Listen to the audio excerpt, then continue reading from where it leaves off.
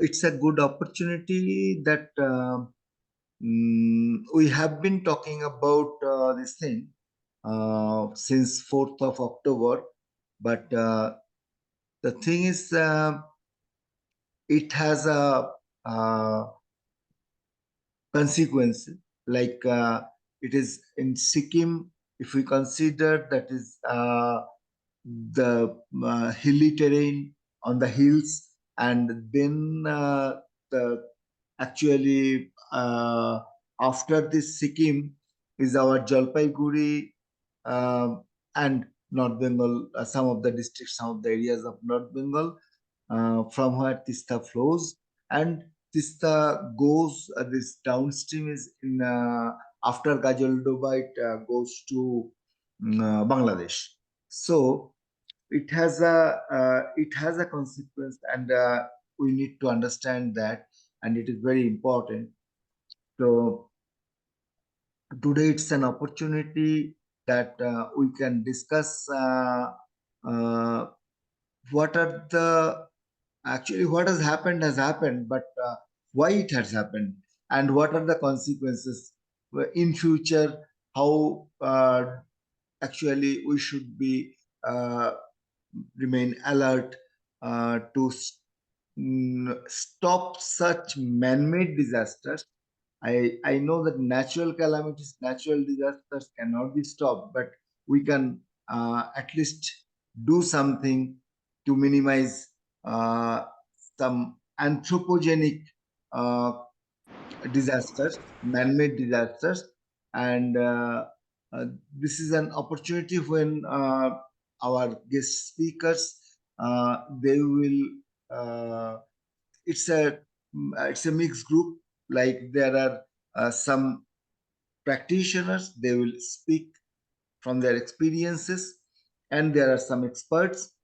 Uh, so experts will speak on the this thing basically on the geomorphology, geography, on the environmental aspects, on the humanitarian aspects. So all these things can be covered in today's discussion. So let me first uh, discuss about the uh, plan that we have this thing. Uh, we have 6 guest speakers, and uh, there will be one presentation from Sphere India, and that will be done by Mr. Siljo Abraham from Sphere India, and it is basically on the assessment after the Sikkim flood, and also some recommendations are there. So that is very important. So after that presentation, we will straight go to our guest speakers. Guest speakers are first Mr. Subroto Bhattacharya. He will get 10 minutes time. He was the DDMO. This DDMO, this terminology or this thing may not be very popular to everyone. So let me just explain. It is the District Disaster Management Officer. It is earlier it was District Relief Officer, and since 2003 and after this it was enacted. So in 2005, DM Act. So in West Bengal, it is all the DROs, district relief officers, they got their designations changed as district disaster management officers. It is like subdivision level disaster management officers, block level disaster management officers. So in West Bengal, that in the Department of Disaster Management, there is an institutional mechanism, and they have done it. So he was the district level disaster management officer, Jalpaiguri, and he is basically a training coordinator now of IRCS, Indian Red Cross Society, Jalpaiguri district branch, and guest faculty at different colleges and universities. He feels like What he need today, what we need today are proper disaster mapping, disaster planning at micro and macro level, and dedicated sensitization and training, and most important, to follow up all these mitigation programs regularly. So this is how actually he feels. Uh, he internalizes, and accordingly, after retirement also, he has been contributing a lot in this field. So thank you, Subrata. Then comes Mr. Prafull Rao. Prafull Rao. He is the guest speaker. He was wing commander, uh, though retired, belongs to Kalimpong and founded the NGO Save the Hills. It is STH in September 2007. Since then, STH has emerged as a leading voice in DRR issues in the Darjeeling Sikkim Himalayas. He has participated in hundreds of seminars, workshops, and awareness programs, starting from the grassroots level and in the Northeast, as well as at the national level.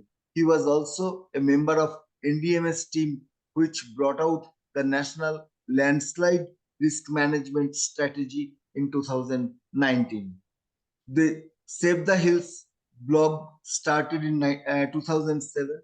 Uh, a database of major landslide occurrences and disaster events of this region, and also maintains a record of rainfall of the area. The blog has a worldwide viewership and has close to 6 lakh views.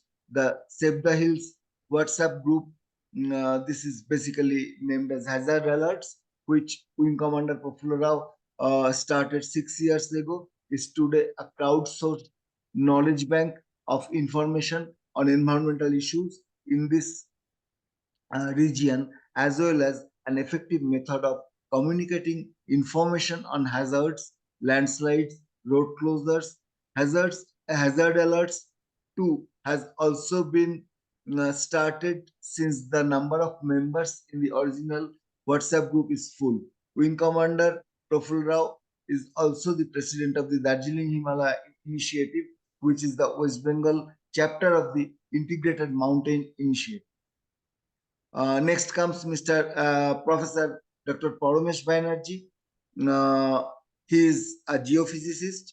He served as scientist in various Indian and international research institutes and universities. He is a honorary professor conferred by the Chinese Earthquake Administration. His last positions held are president of the Asian Seismological Commission and technical director EOS uh, Nanyang Technological University, Singapore. By the way, I would like to also mention that uh, he is Paramesh to me, not Dr. Paramesh, not Professor Paramesh. He is Paramesh to me, and we studied together. We were friends since our childhood days. So, and we are from the same science club background, and later on we shifted. I became a student of anthropology, and he became a geophysicist. So this is the relationship. Next comes guest speaker 4 is Mr. Sarabjit Singh Sahota, who works at UNICEF as a disaster risk reduction specialist. He is an architect and urban planner with over 25 years of professional experience of steering development and humanitarian strategies and programs across government and frontline UN agencies. Sarabjit is an alumnus of International Visitor Leadership Program 2005, Department of State, Government of USA. Then comes Professor Vinod Kumar Sharma. He is a senior professor at the Indian Institute of Public Administration and vice president of Sikkim State Disaster Management Authority. Was the founder coordinator of the National Center of Disaster Management, NCDM, now known as the National Institute of Disaster Management. Now it is NIDM. He has worked tirelessly towards bringing DRR to the forefront of the national agenda. His pioneering work in DRR in India gave him international recognition and he is a resource person to LBS NAA and all ATIs for disaster management as the Vice President of Sikkim State Disaster Management Authority. He has made Sikkim a model state in implementing DRR whilst initiating panchayat level preparedness plans linking climate change and DRR. Professor Vinod Kumar Sharma has been awarded 2022 Subhash Chandra Bose Apoda Prabandhan Puraskar for his path-breaking work. But Professor Vinod Kumar Sharma, he said he will try. He is traveling. Actually, he's in the on air now. He's flying from Delhi to Dehradun, and he will reach because after that he will also take a cab to reach his hotel. So he said he will try. And Professor Sheikh Tohidul Islam, he is the director, Institute of Remote Sensing and GIS. He is also a professor of Geography Department of Jahangirnagar University, Bangladesh. So after this, we will have interaction with the participants and then vote of thanks from the Sphere India. Hannah will give vote of thanks. So thank you. Thank you. With this, I believe now we can already 36 participants are there, so we can start with Mr. Subrata Bhattacharya. Subrata da, you are most welcome.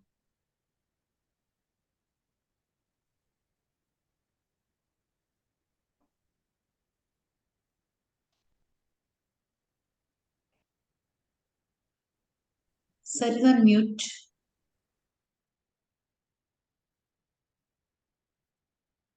Sir, you are on mute. Subrata sir, can you unmute yourself? Subrata, can you unmute? Okay, Yes. thank you. First of all, I thank to all the collaborating agencies and the sponsoring team and associates to organize this type of researchful discussion in the form of webinar to enable all the stakeholders to gather knowledge on this, to listen the risks arising out this type of disasters in future. I also feel very much pleasure to be here and submit my regards and gratitude to give me an opportunity to say something on Sikkim Jal Proloy and its consequence on us. Respected organizers and moderator, everybody is fully aware of the fact of information as to the Sikkim disaster which was occurred on the night of 4th October 2023, which caused death of good number of defense personnel, civilians, and loss of infrastructure and huge damage of government and household properties. No doubt that the loss is innumerable and cannot be replenished by whatever the actions taken so far. It is certainly a disaster intrusions. But Subrata, we cannot hear you. Yes, we can hear you. Your audio system. okay, We can hear you. Audio He's very system is okay. audible. We can hear you. okay, Yeah.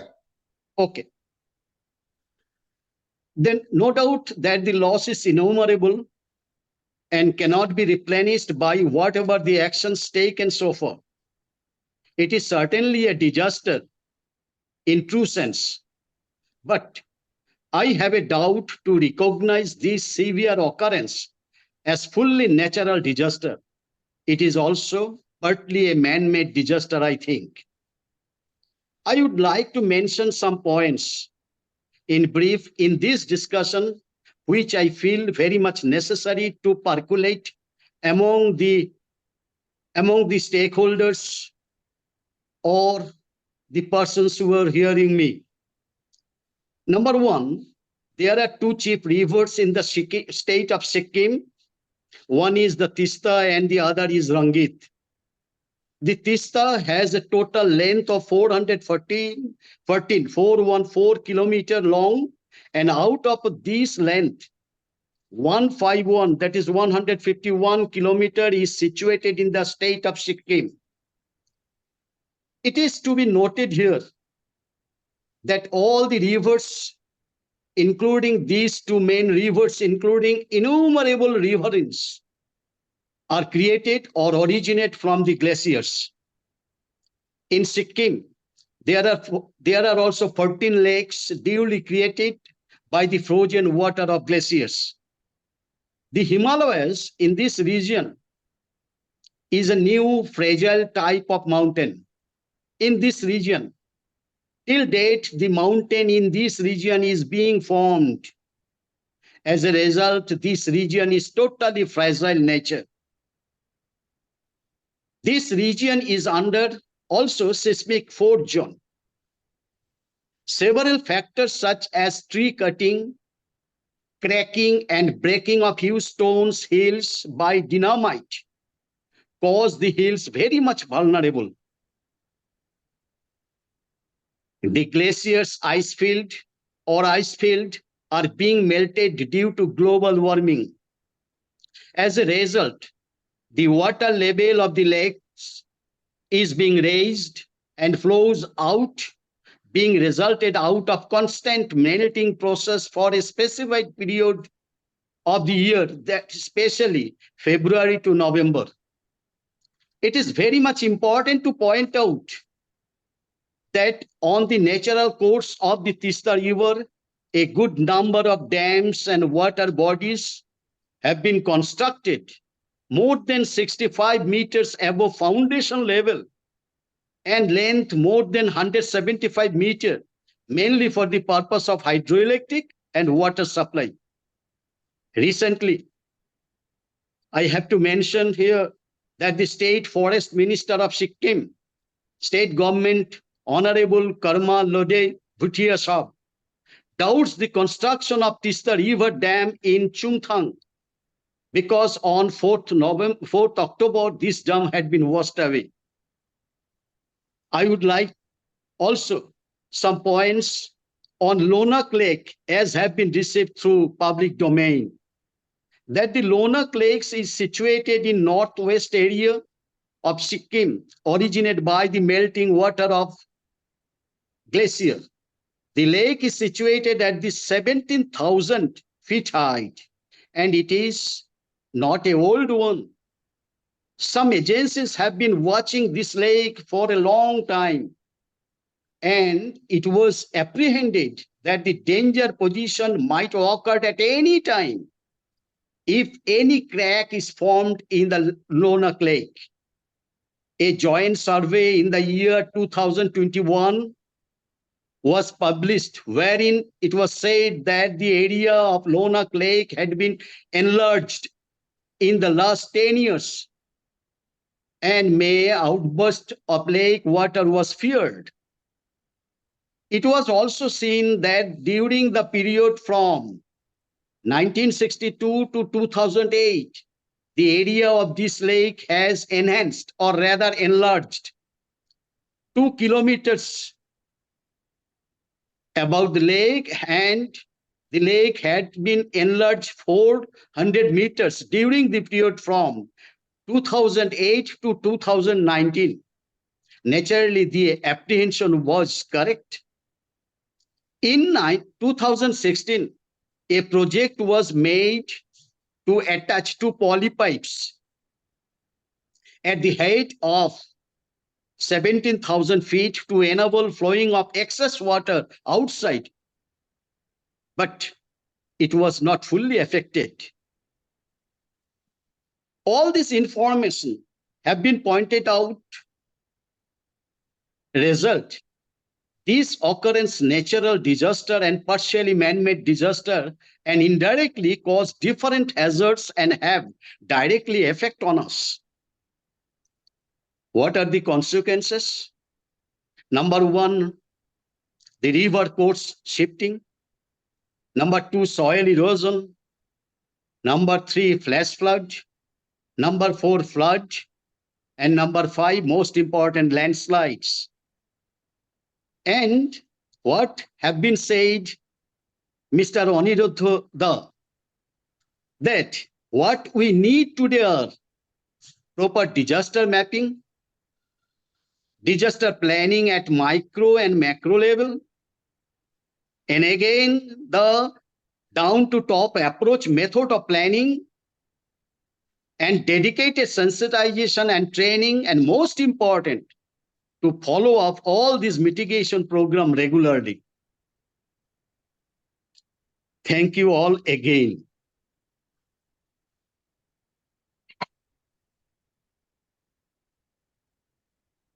Thanks, Subrata. Yes. You have touched upon the very basic thing that we need to be aware. We need to not only it is awareness. It is awareness has to be translated into actions that river is shifting, course is shifting. Uh, I mean, river is changing its course.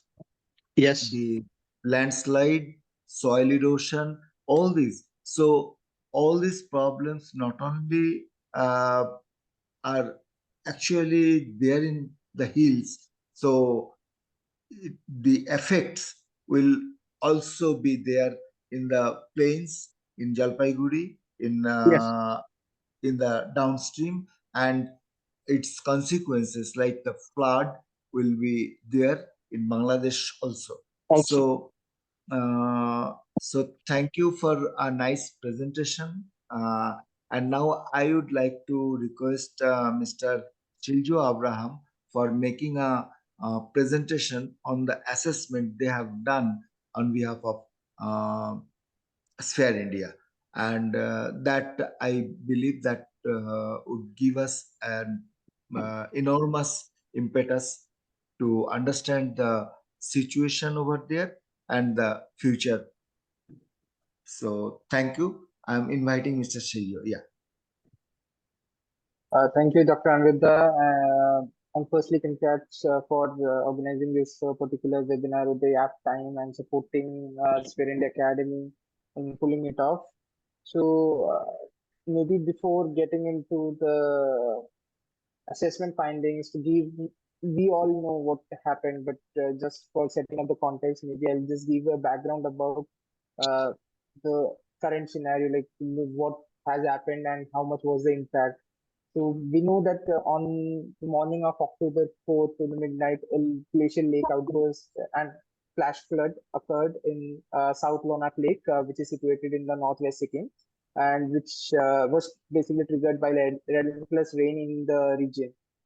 This situation was further exaggerated by an abrupt release of water from the Chuntang Dam, leading to a rapid surge, basically, I would say, in the downstream water levels. And the water level was said to be it reached around 15 to 20 feet. The flash floods also traveled through the river Teesta, resulting in the destruction of the entire region flowing down towards West Bengal, the north side of the West Bengal. And also it damaged the Indrani Bridge in Singtan town, which is approximately 30 kilometers away from the Gangtok. The flood event also caused significant infrastructure damage, including the collapse of many bridges, water pipelines, sewage lines, as well as government buildings and residential houses, both partially the Pakka houses and as well as the Kach houses. The entire Sikkim, with a particular focus on, we'll say, Mangan, Gangtok, Namchi, and Pakyong districts, witnessed profound impacts from this flash floods. The North Sikkim has been entirely isolated from the rest of the states, and extensive damage to the National Highway 10 has severed Sikkim from, like, it has totally isolated the Sikkim as a state from the rest of the country. Also, we would say that the flash flood also had far-reaching consequences in, as I said, affecting West Bengal's Kalimpong district as well. The Teesta area experiencing substantial damage, resulting in the complete loss of damages to the households. I would say more than 80 houses have been damaged there as well. there are still pertaining concerns about potential disease outbreaks and heightened risk to vulnerable populations. And also the road accessibility is still a challenge, especially in the Chungtang and northern Sikkim region. Electricity is a challenge, communication is another challenge. And since for the last 4 or 5 days, the weather was still a bit calm, but the onset of rain again, and the rapid rise of river water level is again pushing up more concerns.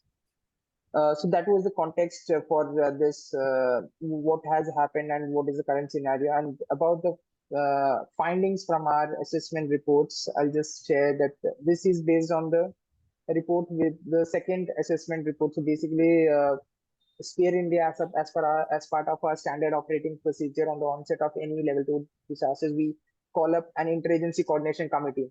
So for those people who are not aware, so that committee is a program committee of Sphere India, which comprises of many national, international organizations, UN agencies, and all, who basically comes up to take stock of the situation, and we even invite some of the local actors to provide some ground updates. Some organizations share their ongoing response efforts, and commonly we devise on a unified response strategy how the network or the humanitarian sector should respond. So this particular interagency committee was called up. We already have convened with 3 of the meetings of this IAC committee. One was on 5th of October, then on 7th, and then one yesterday. And from these committees, in between these, we have, as per the guidance of IAC committee, we have also, we were continuously monitoring the situation and developing the situational assessment reports by compiling informations from the organizations who are already there acting on the ground, and also from our primary contacts from the SDMA, and as well as the local actors present from the state, local CSOs and CBOs. So this, yeah. So this particular map, this shows the entire region of Sikkim, which has been affected. The affected regions 1 to 21 we have mentioned here, and it also shows the 4 districts which were most affected. And this map was developed 2 days ago, and the data is as of yesterday.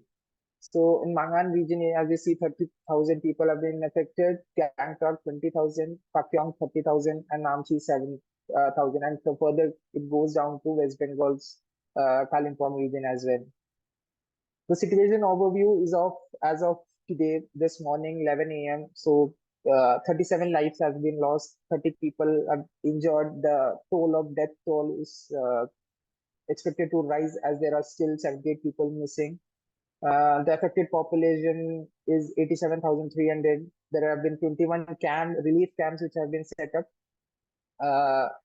and there are around 3,709 inmates present. And apart from these government relief camps, there are some of the gurudwaras, religious organizations which are hosting internally displaced people at their localities, and there are some other informal camps as well, informal setups like people hosting them at their own houses, and those kind of setups are also there.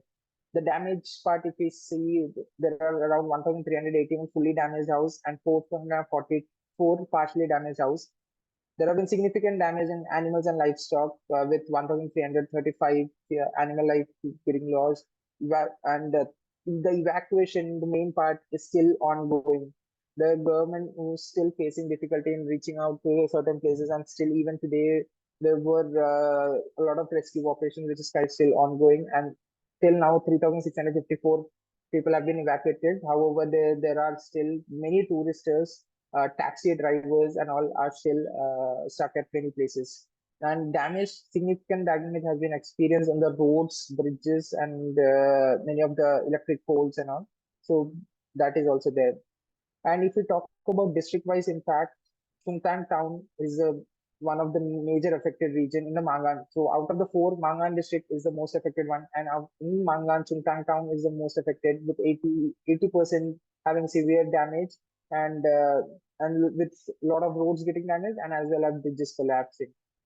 The government the ongoing projects of the government have been damaged, and the Zongwong town has been quickly cut off due to a bridge collapse. And then Chungtang Sikkim Urja Dam and 9 other bridges have been totally washed off. In Namchi district, whereas when we see there, the Kazi bridge and the Indrani bridge has been washed away, the water level has been surged, and right now if we see, the entire region looks like a playground. Like there is nothing else left. It's a pure sand and debris remaining.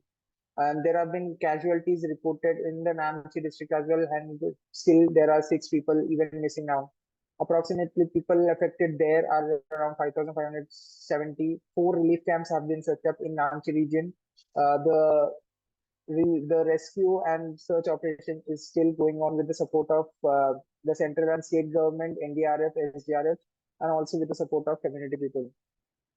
If you look up the remaining 2 districts, the Pakyong districts, again, the people, around 5,000 people are still affected. 21 people have suffered minor injuries. Singtam and Rangpo, serious treatment plants and pipeline have been washed off.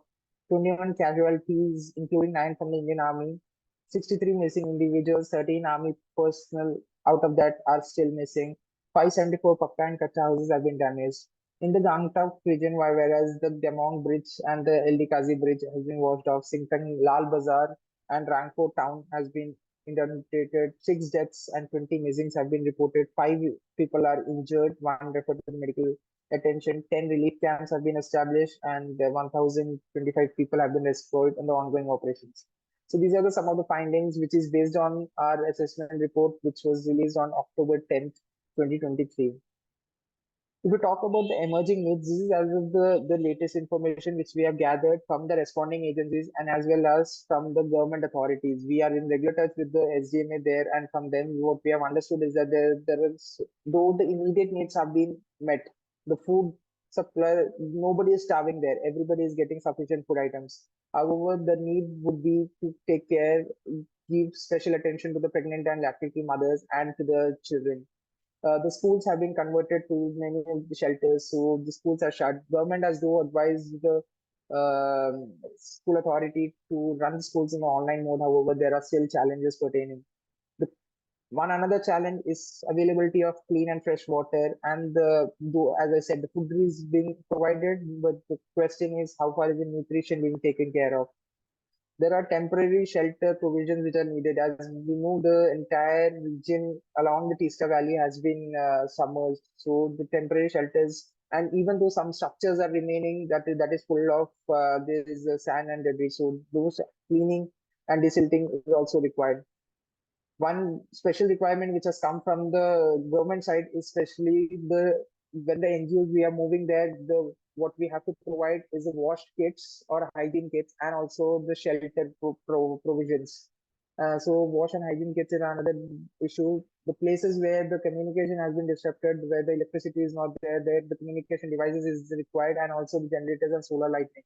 Though some of the organizations, NGOs especially, we have realized that they have got the provision for getting the generators, but they are not able to get it to the places where it is actually needed because of the road connectivity.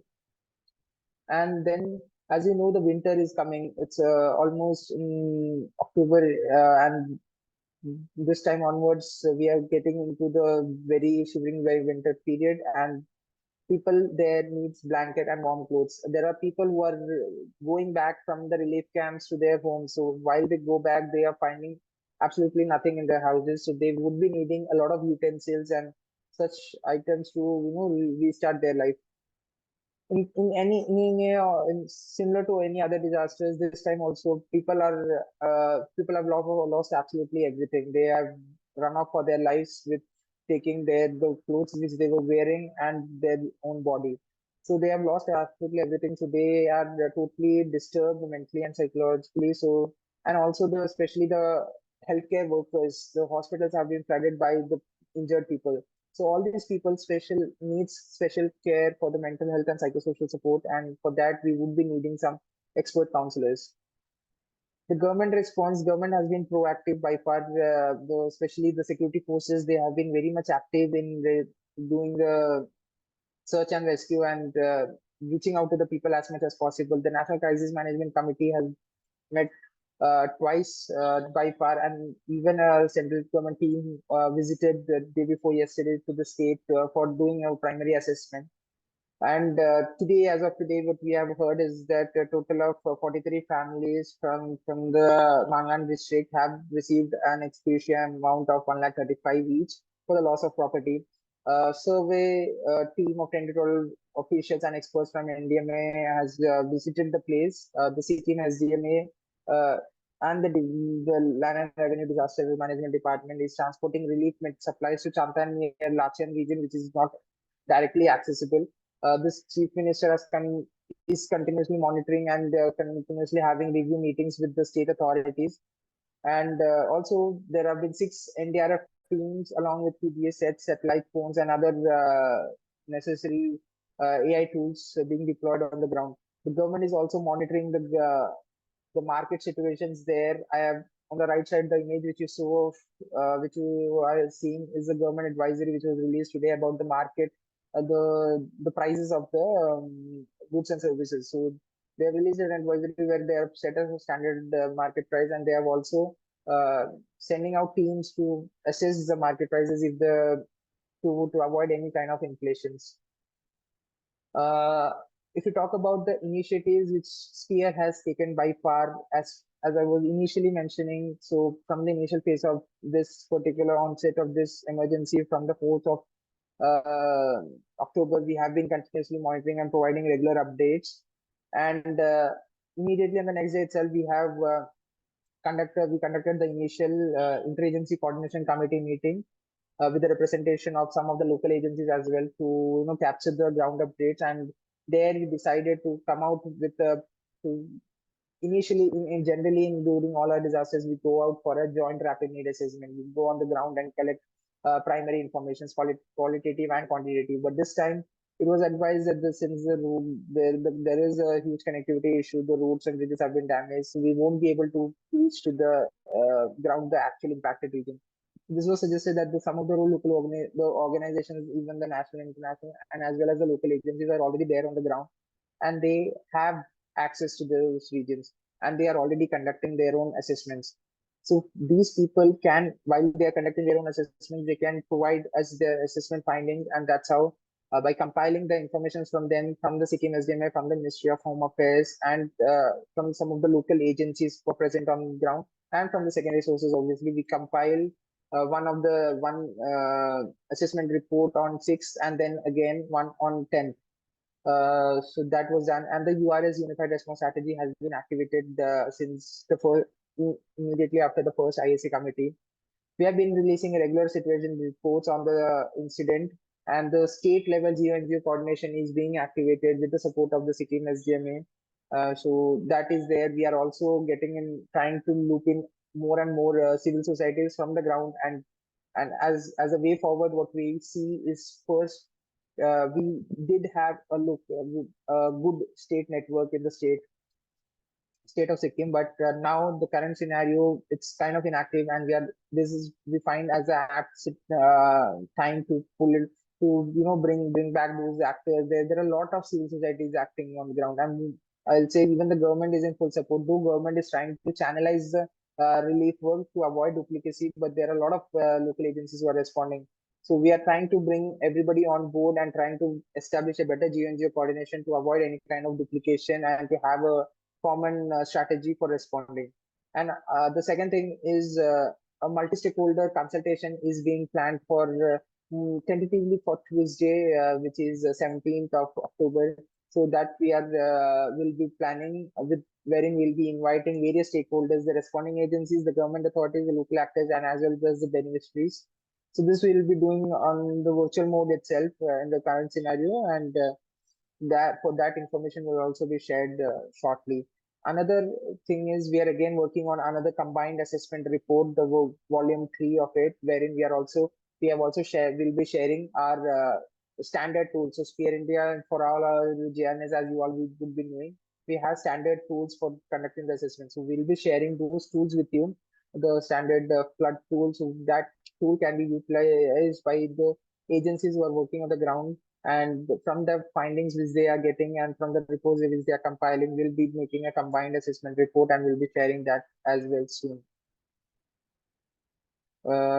So yeah, that's it Thank you, everyone. And if there is any, and definitely there are a lot of people I could see on the lineup for today, and absolutely people from the ground and as well as experts like Sarabjit sir and Prafuljeet, they all are there.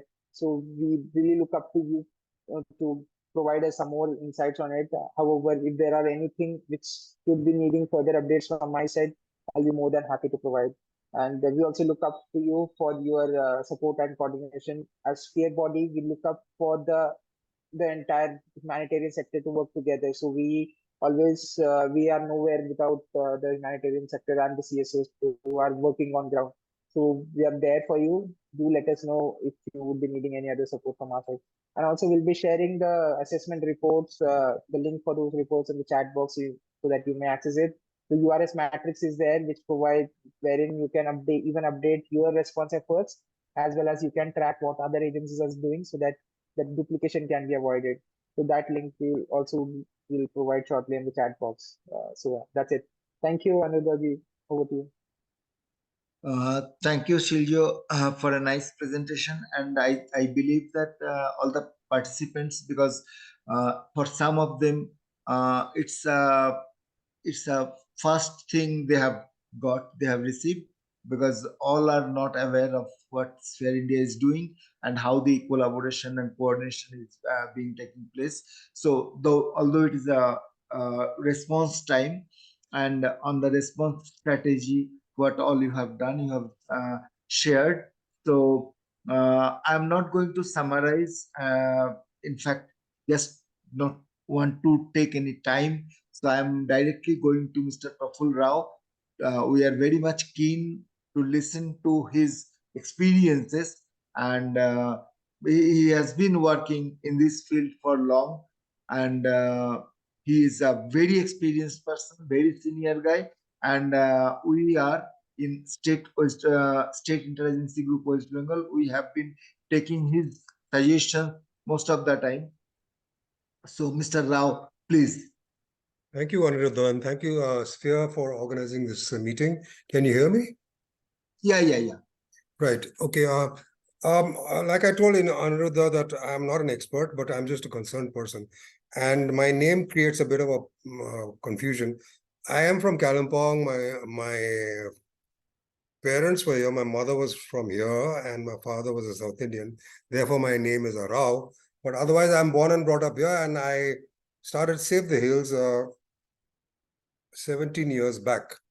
And we have been working on various fields, various aspects of disaster management, especially relating to landslides. Okay. About this particular disaster which occurred, it caught us unexpected totally, because we were not, we were at the fag end of our monsoons. It wasn't raining very much. I keep a track of the rainfall activity very, very closely.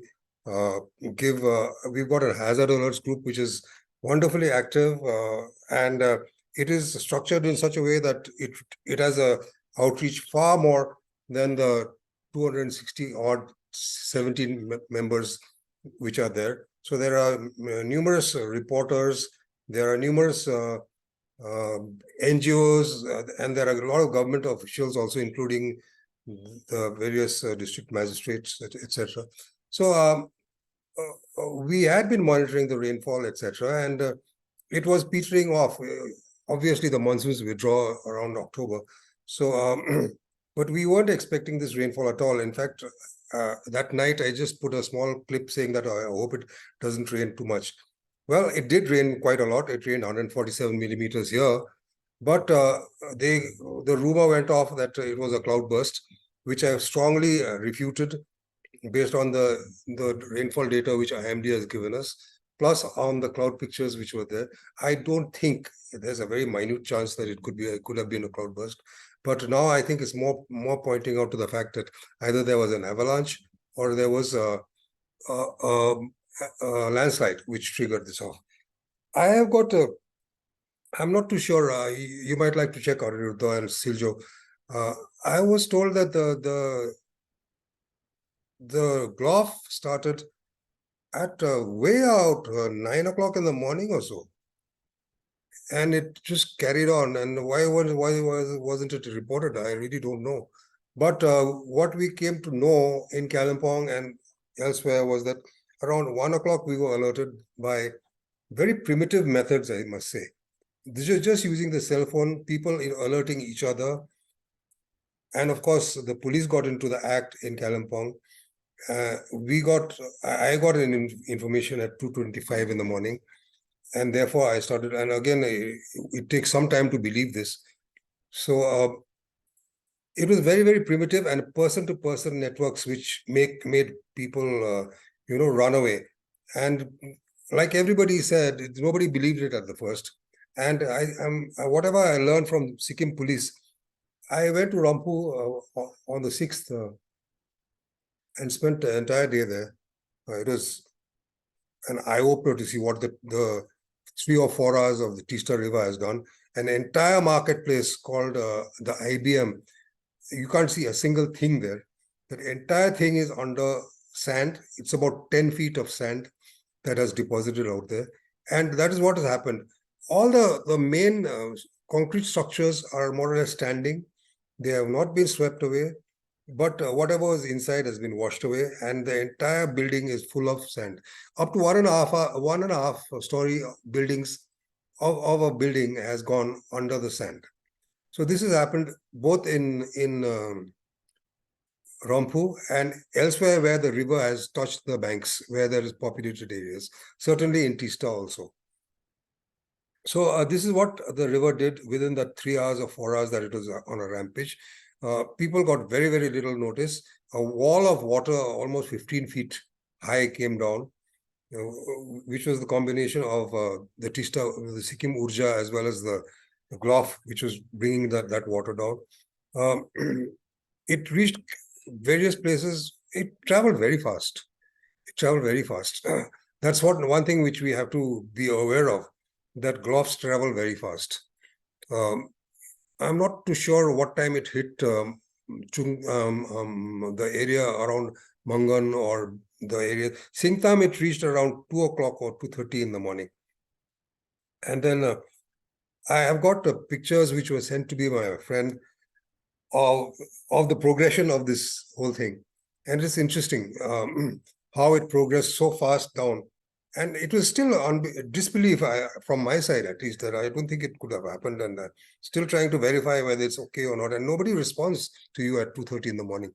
It was surprising that the mobile networks held. That's amazing. But take it one step further. What if the mobile networks weren't working? Then how would the population would have alerted each other? I really don't know. Casualties would have certainly been higher. The police went door to door in Rampu. That's what they told me. It was very, very great that they were going door to door. It was pouring, mind you. That evening, despite my saying that I hope it doesn't rain, it was raining like hell in our area. And as a result, with that, the lights were flickering on and off, and so on. So this is an actual disaster scenario which we seldom think that will happen. I think we should get more and more used to this type of events, if at all, and we should have standby backup things like solar lighting. So these people evacuated both from Rampu as well as from Teesta, and there were not many casualties. As far as I know, I took this from the District Disaster Management Authority. In Kalimpong, there have been 2 deaths and 12 missing. This is what I was told. Siljo, you might like to verify. And in terms of the economic loss, about 60 crores or so. Again, this is all getting updated, right? So I'm just giving an update further to what Siljo has given. The weather has been good today. Yesterday, it wasn't so. So there are two helicopters, I think the Air Force helicopters, which are floating around in North Sikkim. Please understand that north of Mangan from Naga, there is no road communication. They're zipping around, down these ropes, crossing the rivers, etc. There's hardly any way of evacuating many people. Today, as for my information, about 1,000 people have been evacuated from North Sikkim, brought down to either to Pakyong or to Gangtok. by these helicopters. One is a Chinook helicopter, which went over my head from home in the morning. It hasn't gone back as yet. I think another one is a Mi-17 helicopter. And then Sikkim Urja has got their own helicopter flying around there. So 3 helicopters are doing great work up there. The weather is holding, thank God. There are still about, I think, quite a few. In the morning, I was told that there were about 1,500 tourists or maybe 1,200 tourists still stuck up in North Sikkim. Well, if 800, 900 people have come down, then that leaves about a couple of hundred people still up there. So that's the thing. And well, as far as relief is concerned, people are jumping and coming forward, whether it is schools or whether it is NGOs or whoever. And there is no requirement for immediate relief.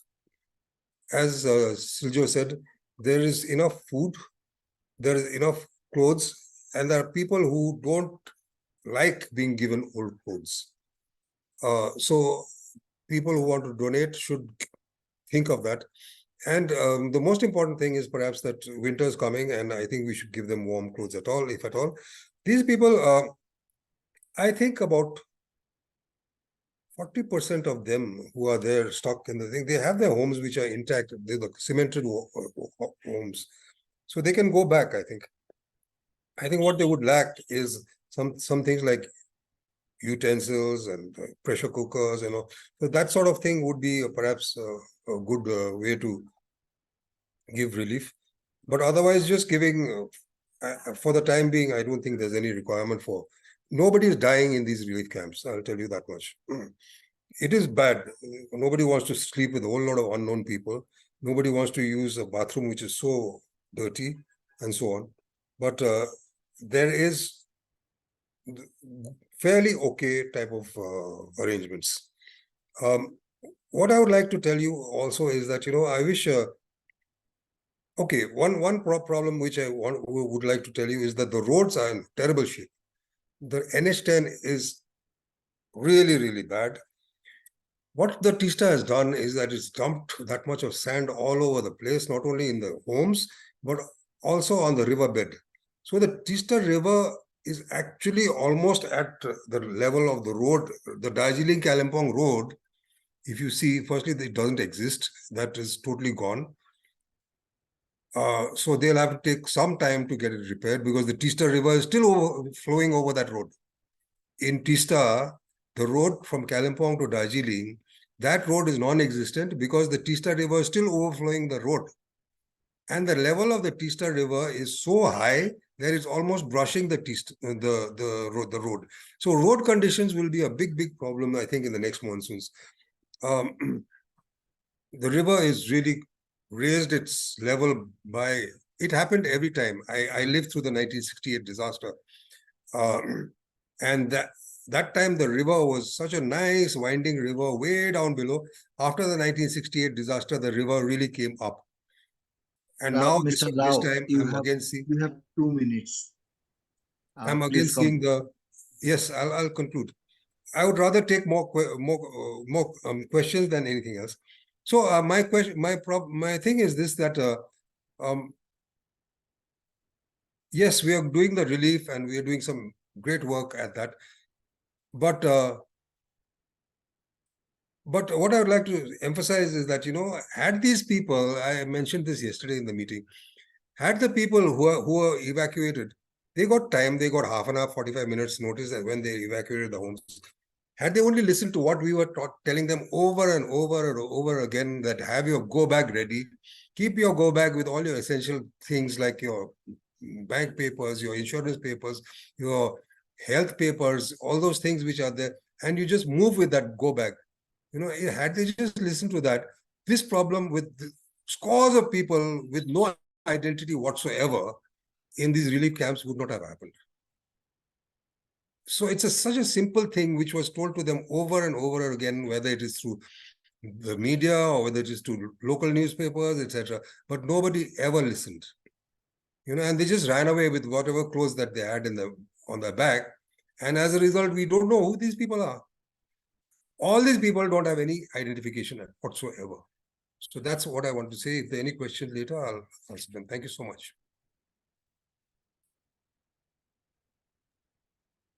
Thanks, Mr. Rao. Without actually, you have uh, spoken mostly about the experiences, about the feelings you have based on those things, not as an expert, but as a practitioner who has been working there, who has never seen this type of things.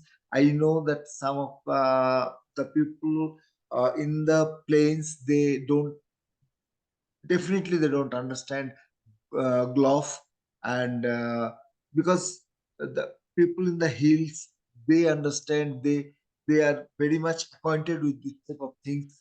So thank you very much for making a nice presentation. And now I am without wasting much time, I am going to Mr. Professor Dr. Paramesh Banerjee. So Paramesh Banerjee, you have 10 minutes to make your presentation. Thank you. Thank you, Aniruddha. So these were very interesting talk by Mr. Praful Rao. He experienced 1968 Sikkim flood, which caused more than 1,000 deaths. And he pointed out a very important issue, that he saw that the Teesta River bed rose up after the flood. So these things are actually expected. And flash flood and GLOF, all these are very much expected and predictable. Technically, scientifically, these are all predictable and can be avoided. These things are mostly the damage which is caused by this type of disaster are mostly because of lack of awareness in or preparedness by the government agencies, or lack of funding or priorities.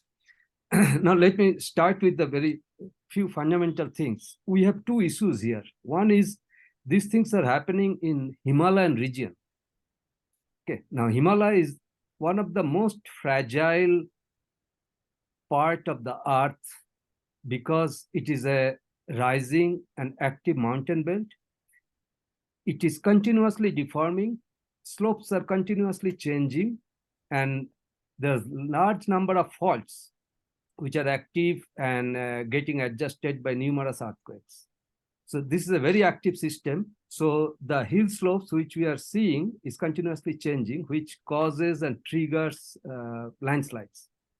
Second thing is that because of the very high altitude, Himalaya is also housing major glaciers, which are holding lots of water.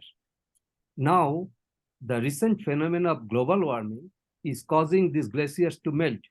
So what we are getting is a larger outflow from these glaciers towards the lower side through the Himalayan rivers. Teesta is one of them. Now, within last 3 or 4 decades, we know that the average temperature is rising, global warming is causing this, and glaciers are receding or retreating. That means it is melting at a higher rate.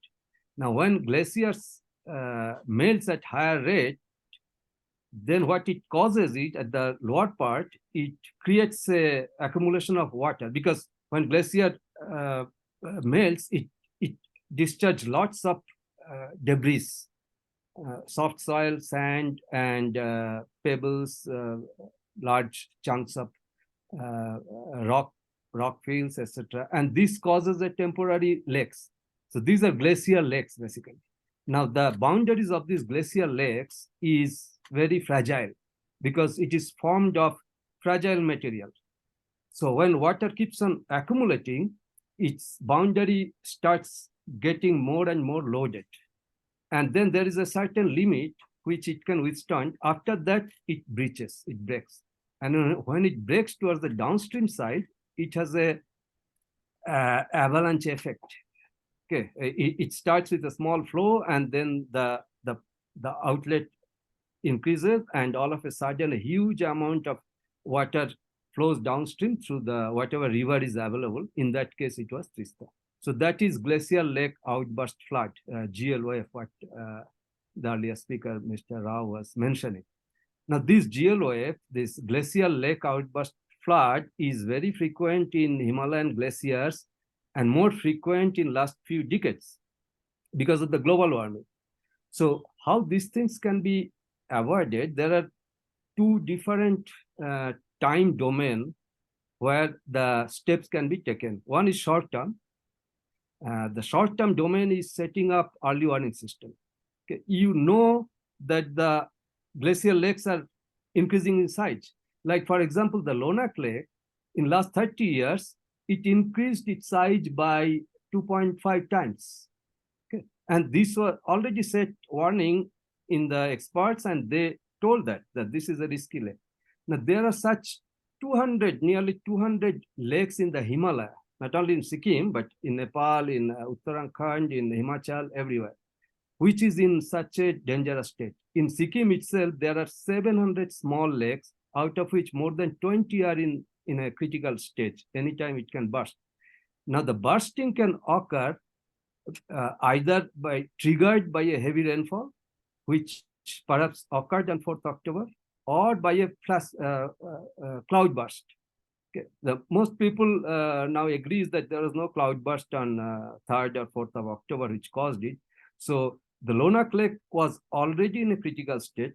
There was a huge rainfall in last 1 or 2 days. So it reached such a height that it could no longer hold to its capacity, and it burst. And the water flew through Teesta. Now, because of the earlier such flood, Teesta was already silted, because this type of floods carry lots of debris from upstream, and the river gets filled up, its water carrying capacity gets reduced. So it was already reduced capacity. And then there was a dam. There are 2 dams actually. One is in the north and another is the Chumthang Dam to south. The northern dam breached, and there's no information passed to the Chumthang Dam.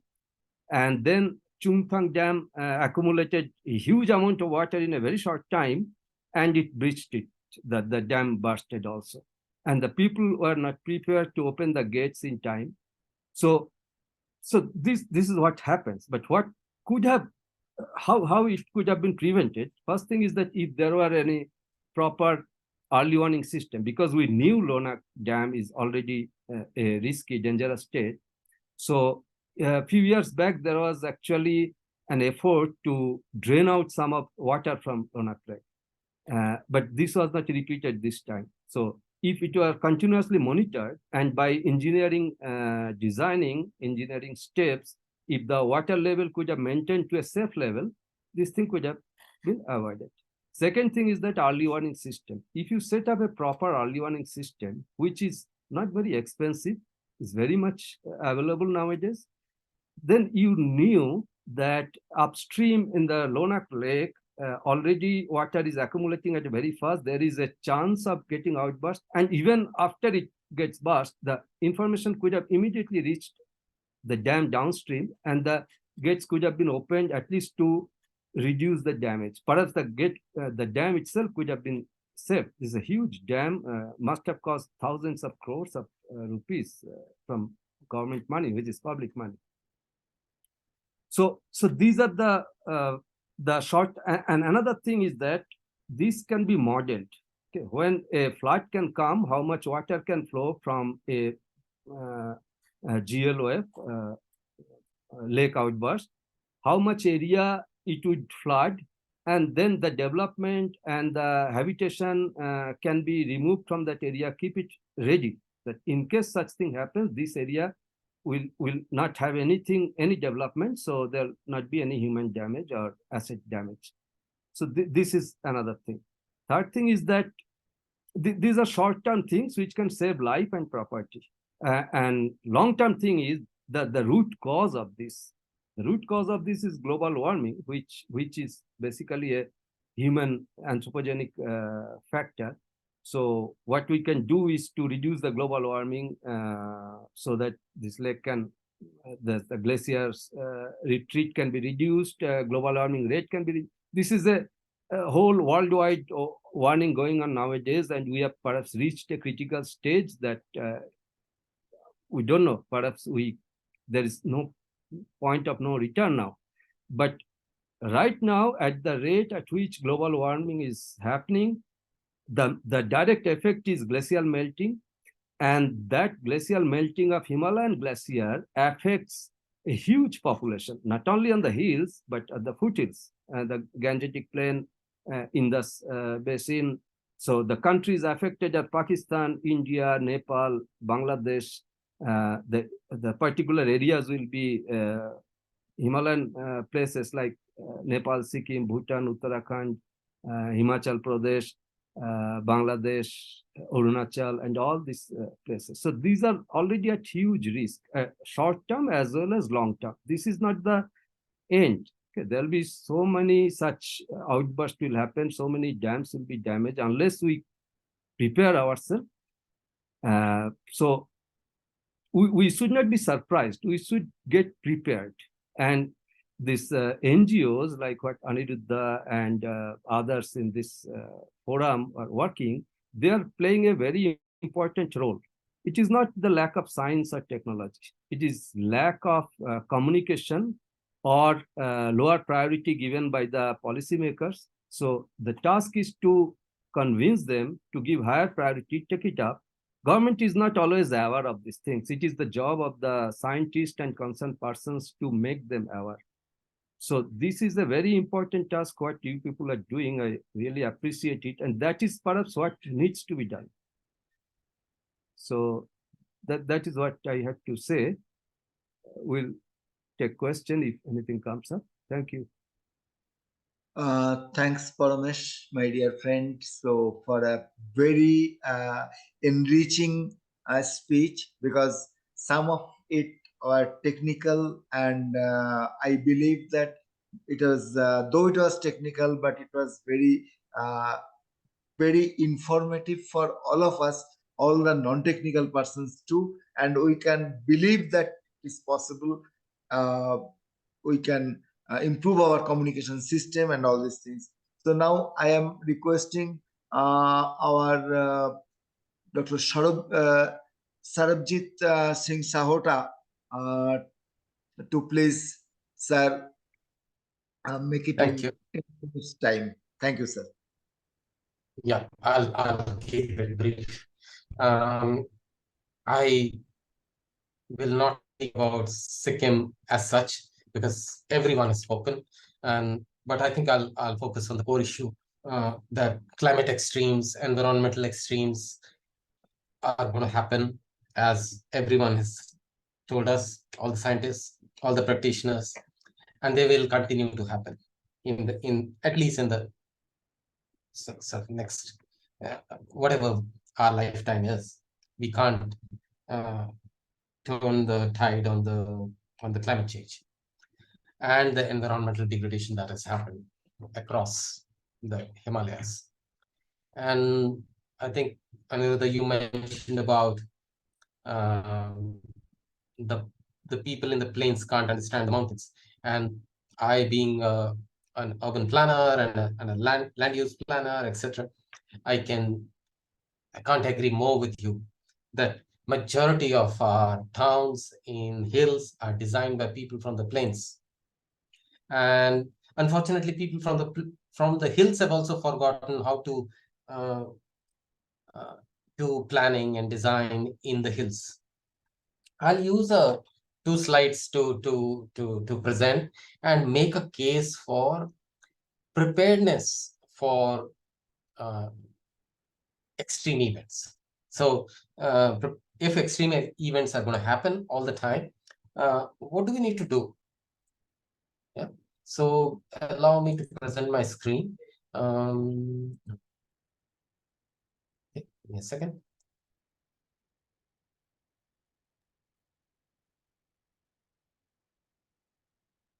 Yes, sir. You can see the screen. Yeah, so we can.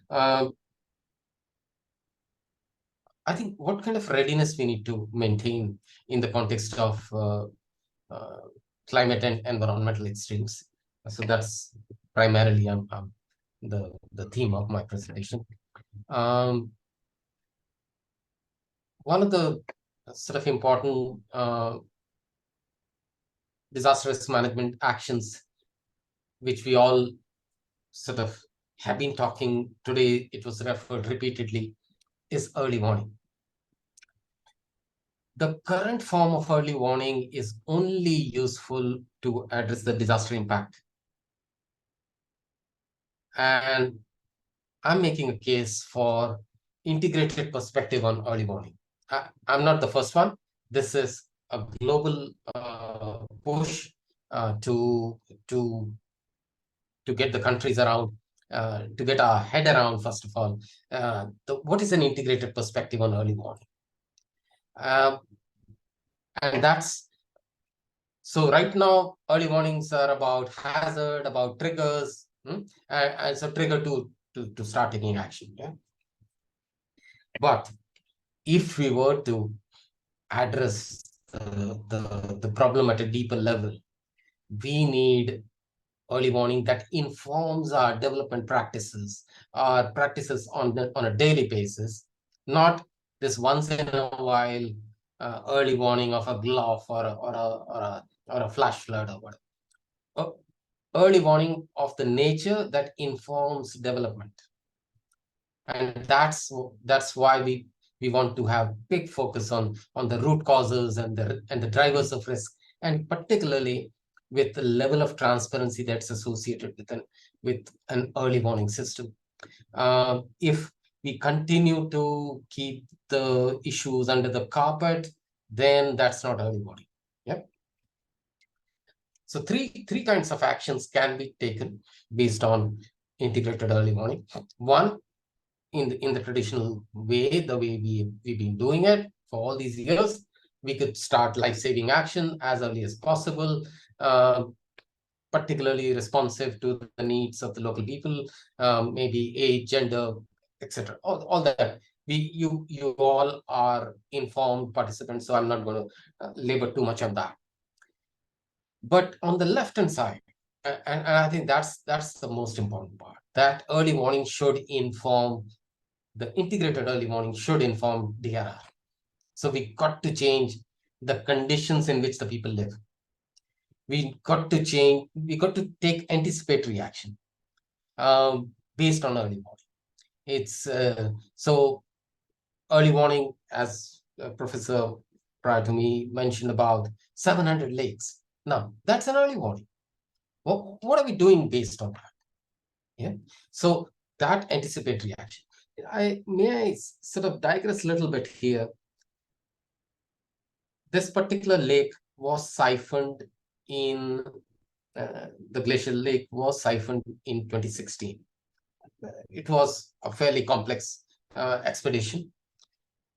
But then after 2016, what happened? How often did we siphon? No one knows.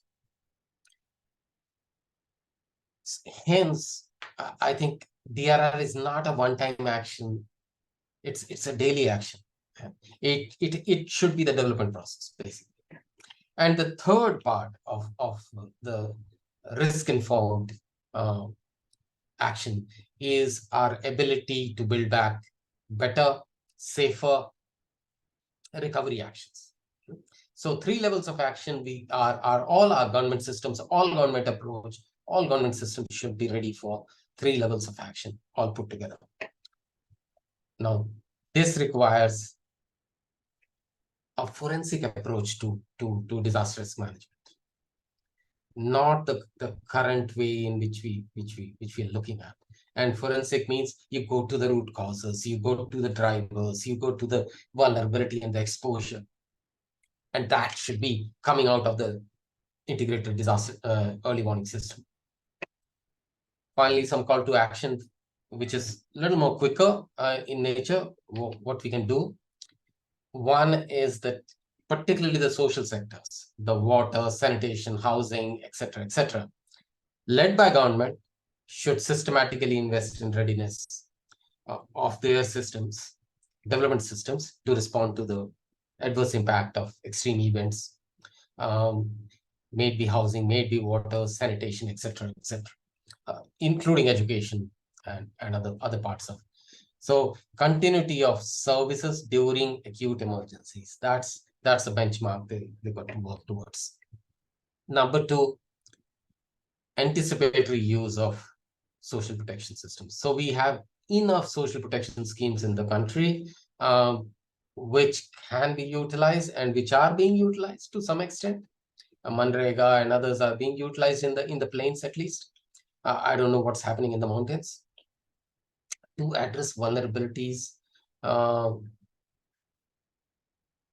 that's a very reliable pathway to building resilience. All over the world, anticipatory use of social protection systems is being called upon, is being implemented to build resilience of households and communities, even in the isolated spaces. So that's doable. That's an established practice. Much can be achieved through this.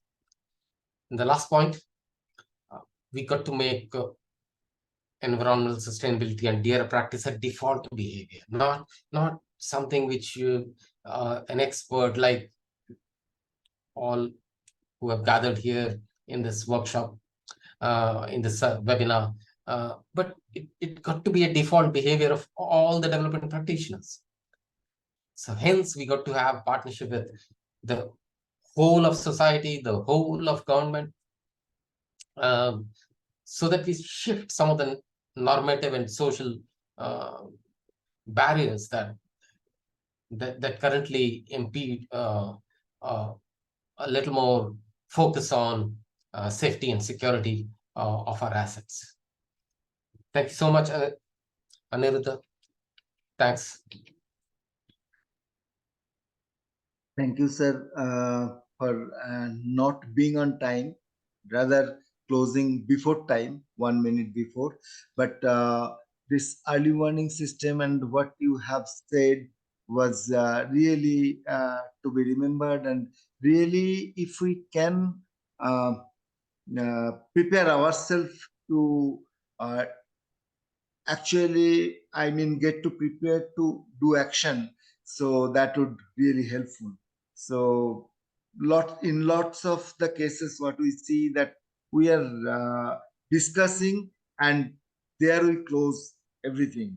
This is one thing. And another thing is that as I said, after saying this, I was thinking that whether I said the right thing, but you also agreed that, yeah, in the hills, the people, they do not, it is not in the hills, it is everywhere. We are talking about vulnerable communities, but we, being having theoretical expertise, we have been actually designing or doing something, but that really doesn't work.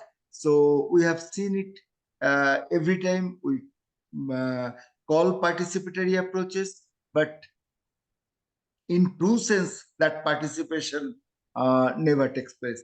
So that is what my feelings are. Thank you, sir, for a nice and enriching speech. And now I am requesting. I believe that Professor Dr. Vinod Kumar Sharma, he couldn't come, and there is a message from Miss Ilya Jafar. This is good dialogue. This is a good dialogue, and I hope this would lead to a focus group working closely to take the discussion and recommended actions forward. So, yeah, Ilya, there are lots of messages in the chat box, and I would request you to please come during the interactive session, and please raise your points. And now I am requesting Professor Sheikh Tohidul Islam to please elaborate what is there in your mind. Thank you. Thank you very much, Aniruddha. Good afternoon, everyone. We have seen how a natural hazard might cause a total disruption, big damage in every walk of life in Sikkim, caused from cloud outbursts, intense rainfall, and flash floods. today we have gathered to discuss some of the issues, and we have received a very good discussion from the experts. Uh, we'll be discussing, we are just discussing on the vulnerabilities and the miseries people have been suffering from these issues, aiming to lessen some of the taking some lessons so that we could learn something from there and could be able to avoid some kind of disasters like this, or at least lessen the impacts in future impact situations. Mr. Shubhrata first, and then Mr. Filjo, Mr. Rao, Mr. Paramesh, and Mr. Sharvajit very nicely mentioned all the issues. I was just, I'm an outsider, I'm from Bangladesh. I was just observing the situation out there through media and the newspapers. But you very nicely just brought in the facts and the situations on the ground, and also just gave us some very good suggestions uh, how could we just get receive get a big and good lessons. Basically, what I was just planning to discuss here that has already been discussed. I'll be focusing on some of the impact situations, the way I have been receiving, and also raising some questions so that we could think at some point to improve the state of managing situations, and how could we just get use scientific data and approaches, models, methods to get better prepared for next coming disasters in the Anthropocene era. We are just calling when climate change is just ticking and just putting us in a problem context. When I was just invited to the seminar, I was just thinking what important issues I could just pick up from the media reports to discuss in this meeting.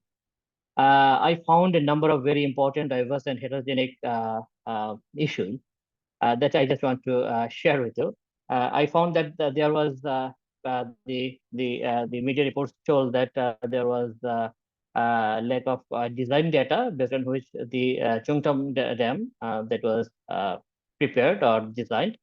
That means there was a lack of proper use of science.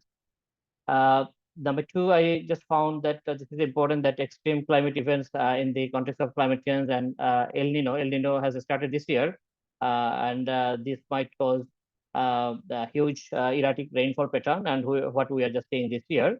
That was also not in the during the design situation of the dams and other infrastructure maybe. Number three, the reports came up that the pressure from the water column immersed in the Lake South Lonak was a systemic issue that we knew from many scientific papers, but that did not just influence the policymakers or the people who have been or had been managing the dams. They did not just take into account into their actions. There were huge unplanned urbanization and poorly planned tourism business developed in the region. Then I just also found that deforestation happened in the hills that led to accumulate huge amount of debris during the flash floods because of the loose soil and other stuff. Then a poor quality of construction also came out. The government, the current government, they accused the earlier governments about the particular corruption and poor quality of construction of the dam. Lack of early warning was one of the issues that you all already mentioned, all of us. A humanitarian crisis is there, although we have just heard that no relief is required. That's a very good information from Mr. Rao.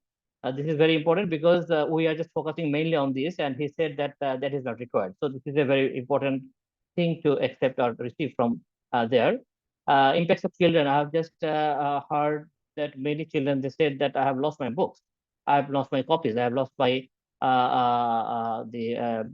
geometry boxes and other things. That was really a pity to listen to the children. Food water crisis was there at some point in the initial stage. National security concerns in terms of that unexpected wash away of security arms and ammunition, so that you know that 2 people were died in the downstream in the West Bengal, some in districts, I think in Jalpaiguri.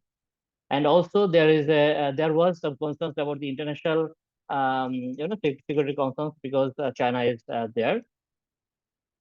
So these are the challenges. And in Bangladesh part, that we have seen that in the early morning of 4th of October, Teesta Barrage received 3 lakh cubic feet of water per second, and that caused untimely floods in some of the riparian environment in the the Teesta River regions in the western parts of Bangladesh. And this untimely flood caused some damage, not very serious, not very severe, but it has caused a damage down there. So these lot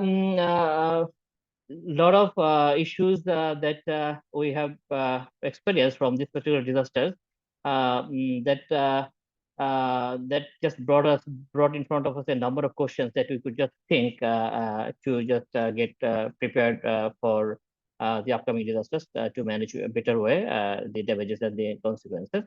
Number one question from my side is, how could we just define and characterize this disaster? Is it the common disaster, the way we see or receive the disaster experiences in other regular disasters, or we are just familiar with? Is it a man-made disaster, or it's a natural disaster, or we need to just put those two disasters together? And what would be then the disaster risk management kind of framework that we are using now? How geophysical factors, hydrometeorological processes, and development induced vulnerabilities create created kind of a integrated web of challenges we are discussing today. So these are some of the questions that we need to just, I think, ask ourselves. Some other questions are like, what is the gap between knowing and acting? It is also mentioned by some of the experts that we have early warning, we have science, we have data. There's no problem of just getting the technologies in hand, but there's an issue that we cannot just make sure that the science and the early warning systems are integrated into our regular developed governance processes or the institutional processes. The final question from my side is, what were the shortcomings in the tools and methods in examining the technical and social engineering aspects while constructing a dam? What are the potential environmental and social impacts? Was there any EIA? Was there any strategic environmental assessment carried out before that? What are the reports?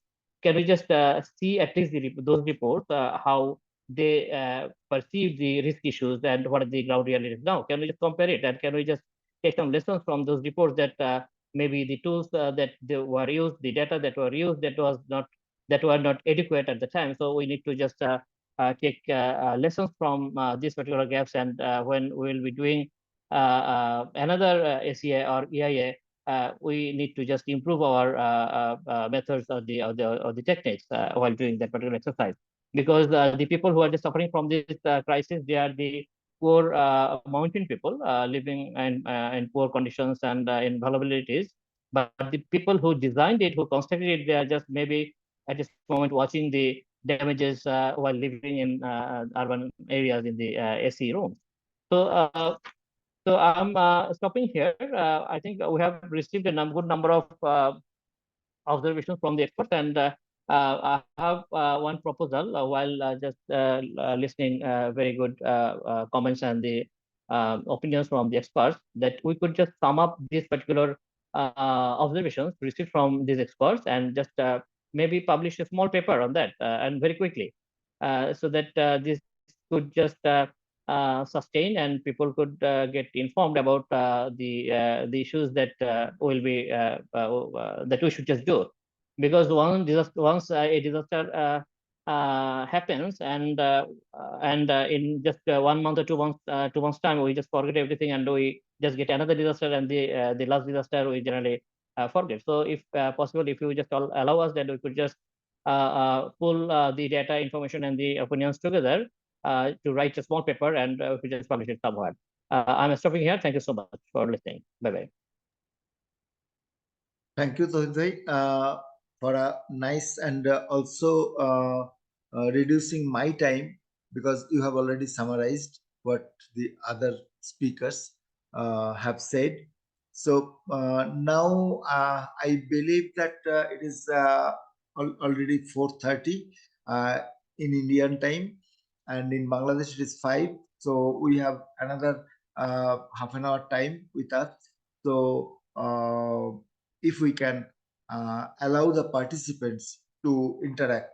So dear August participants, if you need to raise your questions, I have already mentioned in the chat box. So please raise your hand, and uh, if there is any specific question to any specific guest speaker, so please mention his name so that he will answer. Or if it is a general comment, so make your comment. And also, I would like to request all the guest speakers and the participants to please, one recommendation is that if we can, so there is one question. Sorry, I was busy in reading that. There was one question from Srija S. Nair. What was the source of rainfall data? So I think rainfall data already Mr. Praful Rao has already mentioned, and there are government departments. Government has the source, and Save the Hills, they have the rainfall data. They have the early warning information, and so something like that you can check with Mr. Praful Rao and with the government departments. So Mr. Praful Rao is good to inform you about that. Thank you. The source of rainfall data, can I answer? Is it okay? Yeah, please. Okay. The source of rainfall data in North Sikkim is only IMD. Okay. They've got stations way up, not near the glacier, but somewhere at least close by. So that is the source of data as far as rainfall data. The other data which must be there with the CWC and the dam, etc., we are not. It's not made public. Okay. The only public data which is available is the IMD, and of course, Save the Hills. We've got the hazard alerts group where we keep monitoring. I mean, we've done it for years now, almost 5 to 6 years, where we track every day the clouding, and as far as possible, IR images gives a certain type of signature, and your visible spectrum gives another type. So we have some sort of a way, a very rudimentary way of saying, okay, it's going to rain or not rain, but it's better than nothing. So that is the way we've done we've come to the conclusion, at least I have more or less certain, that it wasn't a cloudburst, which, the media especially goes bonkers. Any heavy rainfall, they'll just say it's cloudburst. And it spreads that it is cloudburst. Karke, whole country comes to know that it is only cloudburst.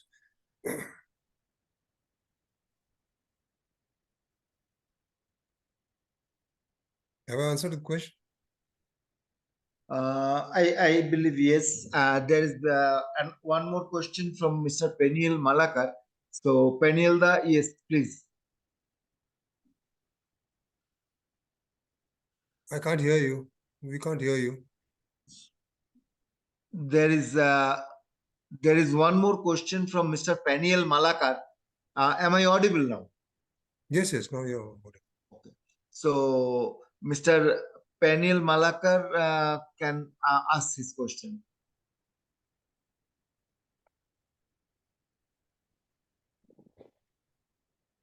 We can't hear Mr. Malakar.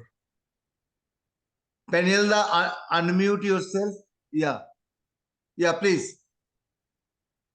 Check your sound system.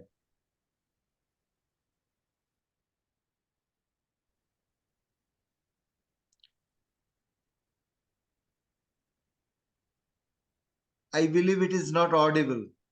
Penilda, I believe it is not audible.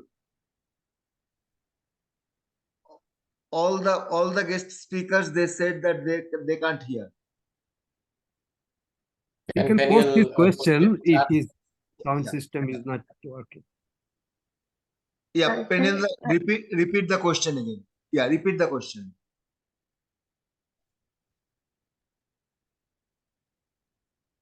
it seems like there is an audio issue from his side. If I may, like he have posted the question in the chat box, so I can also read it out. Yeah. It is, I believe it is directed to Praful sir, and the question is, what's the main source of meeting the food needs without any external assistance, and how long do you think the local supplies would meet the need? My guess is that right now there is no requirement for any food, but you see, anything people are it's a knee-jerk reaction that everybody is now jumping in. Schools are coming in. Everybody, it's great that they are doing, but then rather than have a situation where you have so much of unusable stuff, I think it would have been better if we plan it out. And that's where I think the major NGOs will have to come in, because this thing is going to drag on for some time. These people are going to be in these relief camps for quite some time. 6 months down the line, or maybe we've got a big festival coming up, West Bengal, and we have the Dasara season. It's called Dasai in Nepali. So that time, a lot of people who are now engaged in relief work would say, okay, I would like to stay with my family, etc. But that time, who's going to manage? This initial, Josh is great, but then is it going to be sustained? So that's the problem. Right now, pretty much okay with both the dry rations as well as vegetables, etc. We will have to see how it works out in the days to come.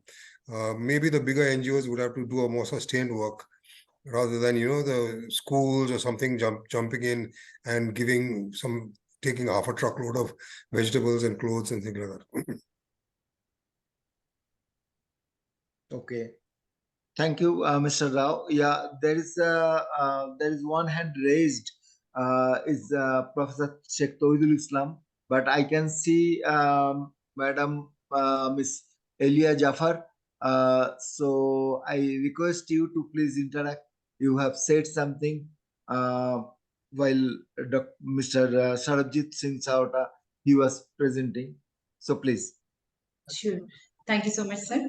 I also, to Praful sir's message that when people go for festivals and all the food, there could be shortage, or who would look at that. I think it's important for us also to acknowledge and appreciate the role played by government in Sikkim, which has been extraordinarily good compared to any other state responses that we've seen. So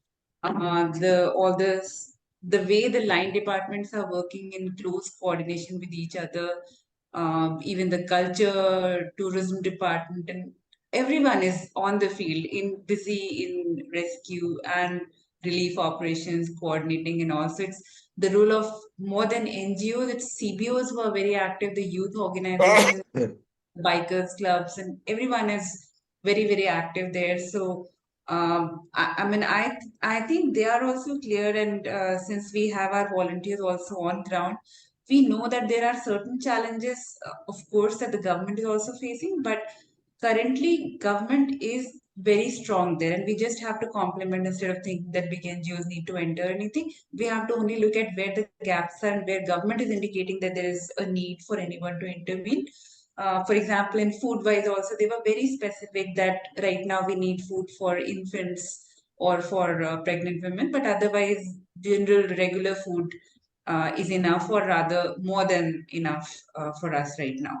So all that is taken care of, and also in terms of medical aid, medical camps are being set up all across South as well as North Sikkim. But psychosocial counseling is something they are saying right now. All the doctors are busy. Psychiatrists have been deployed, but that's also like given the number of people who are affected, perhaps psychosocial first aid, psychological first aid will be something required. So people can look at that in contributing, but not undermining the efforts of government is what the point that I wanted to make. To Sarabjit's session and call for action, I was saying that I'm really glad, and the reason I joined this after a long time because it said dialogue, because it's important We didn't want a monologue, actually. We've heard a lot of things repeatedly, same things being said by different people. When we know that GLOF is uh, something that's going to occur more and more, we can debate whether it's more man-made triggered or it's natural, but due to the warming and all, it is bound to happen at some stage. So it's important that a concerted effort is made where proper audits or surveys are done to identify the highly vulnerable spots, and what kind of action is to be done there, who will do it, in what time frame. I mean, I'm looking for some concrete next steps as a result from this dialogue which has started today. So that's what I posted also, that I'm really hoping that this is a great dialogue, but this doesn't end with the dialogue. Rather, people who are willing to take this forward, even if it's a smaller subgroup that works on it continuously and stays in touch with others who are there to advise, but we somehow achieve that we can take one of the states as a model and then gradually go to other states if we are able to get a good entire stepwise approach on how to assess the risks, how to mitigate the risks, and how to ensure that holistically we know and we are confident that this area or this concern is taken care of to a large extent. So that's where I would like to stop here. Thank you. Okay, thank you.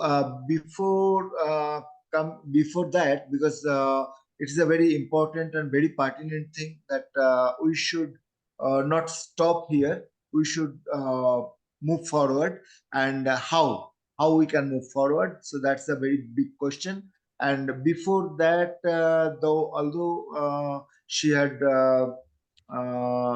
mentioned something about the pregnant women, children, and their nutrition and all these things. So there was a question, similar question, Penelda has asked. So that is, are there sufficient nutritious meals for children and mothers? So this is one question we need to keep in our mind.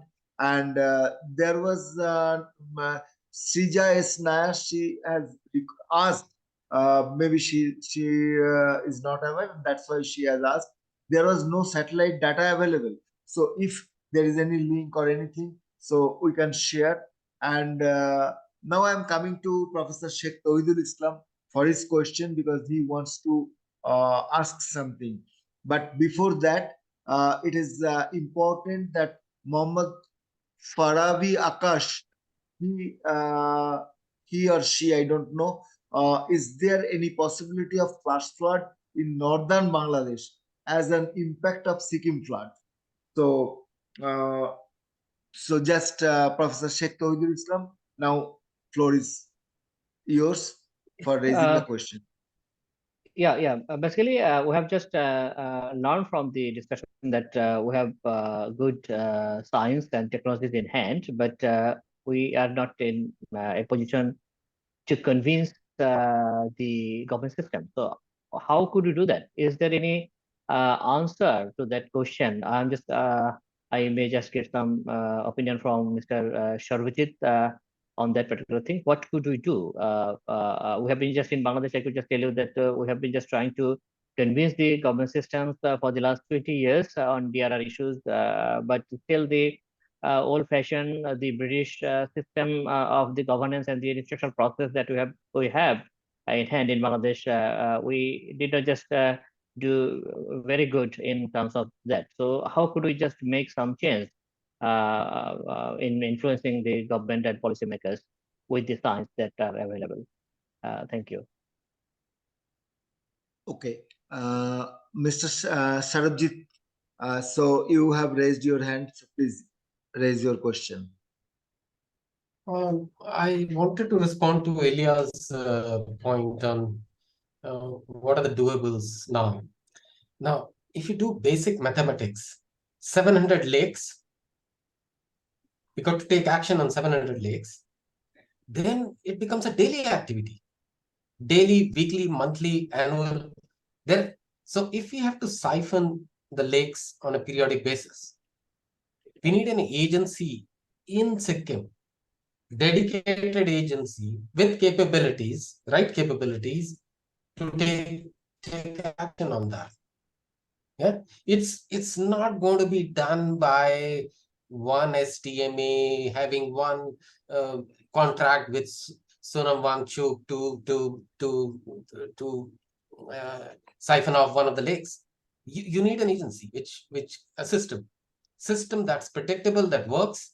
Now that's an example of the depth and scale we need to have action on, and that's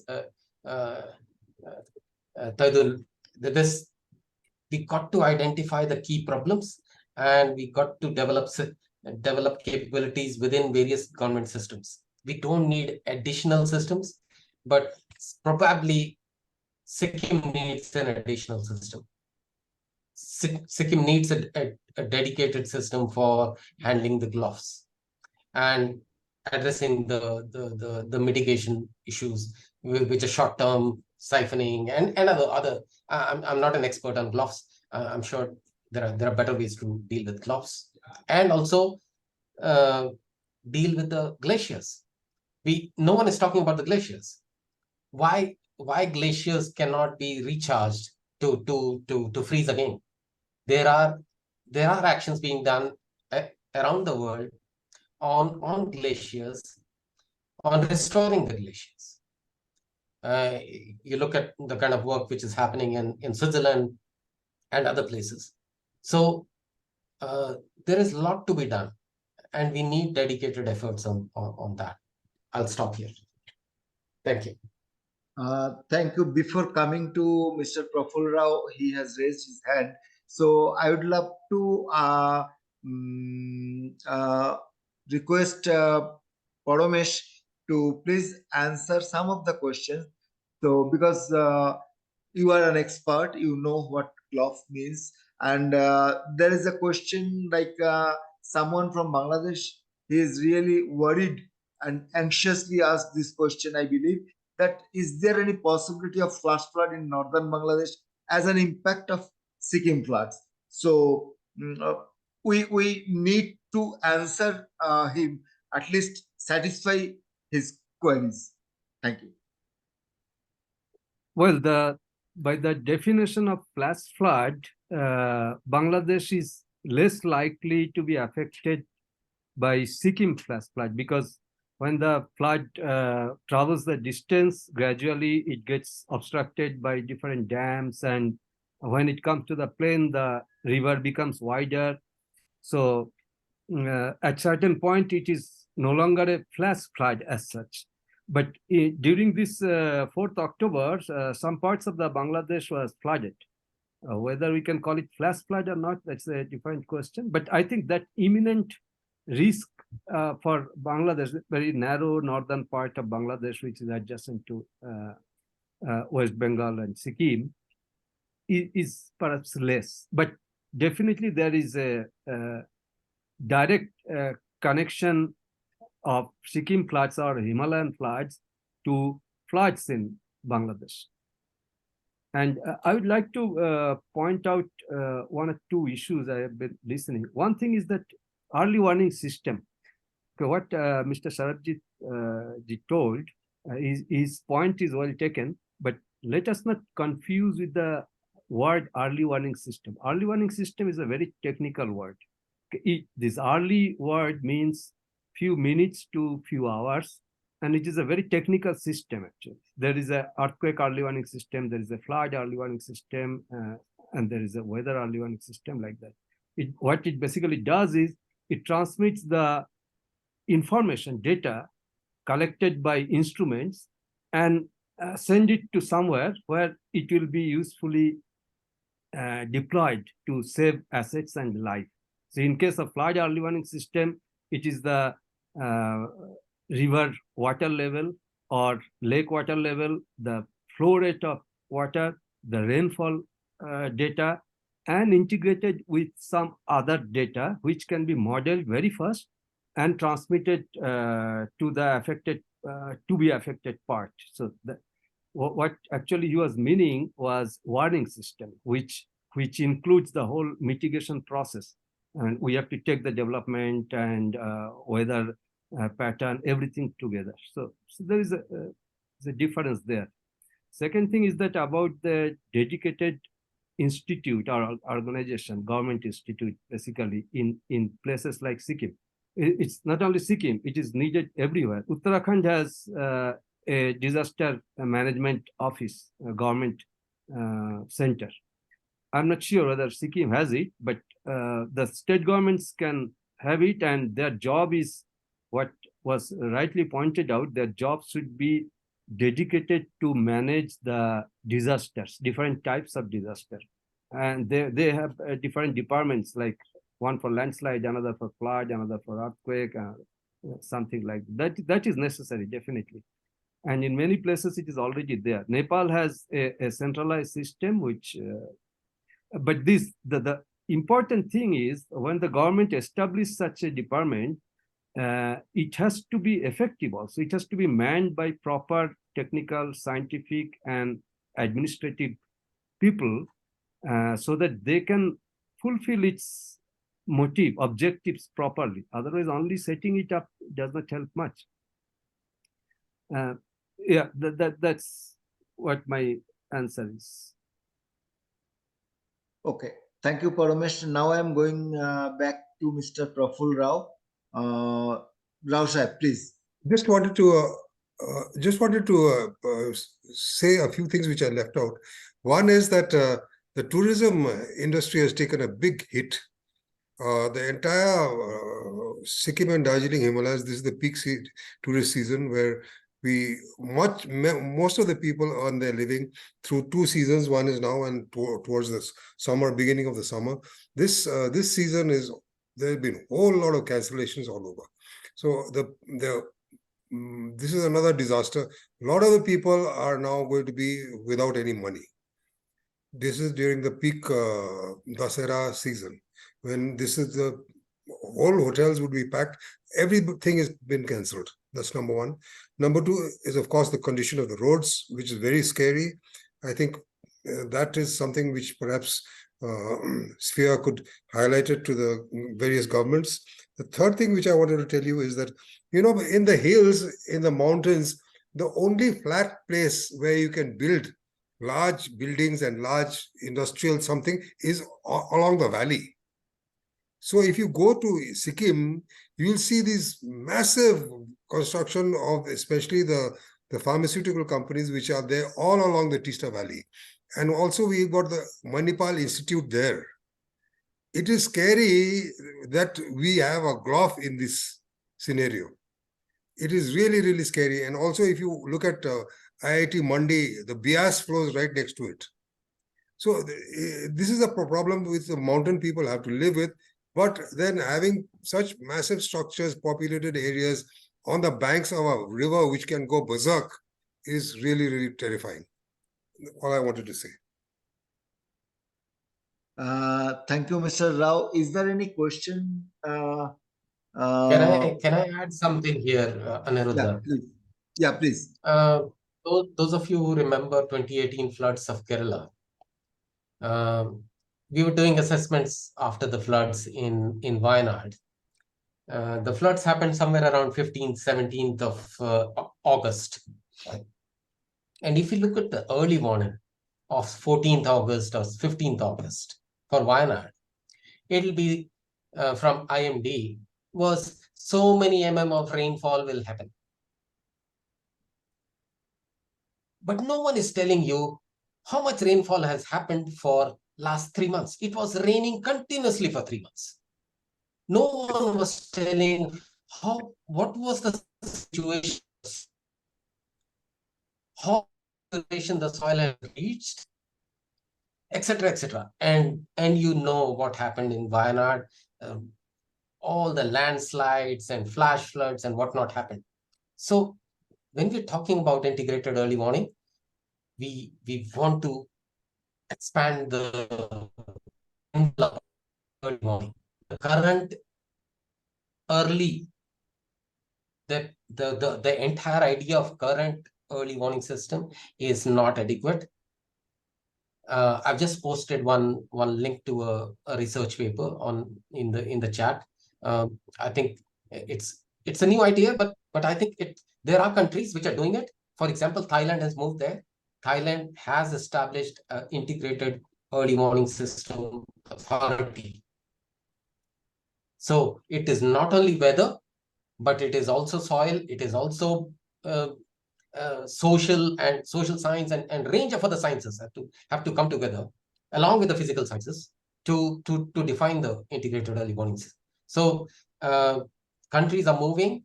I think when will we do it?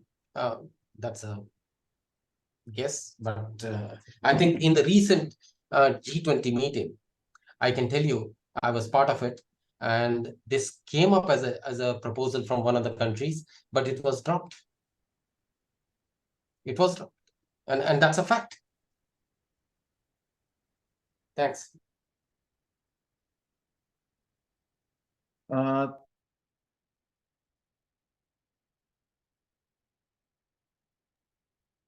Dr. Day, you're mute.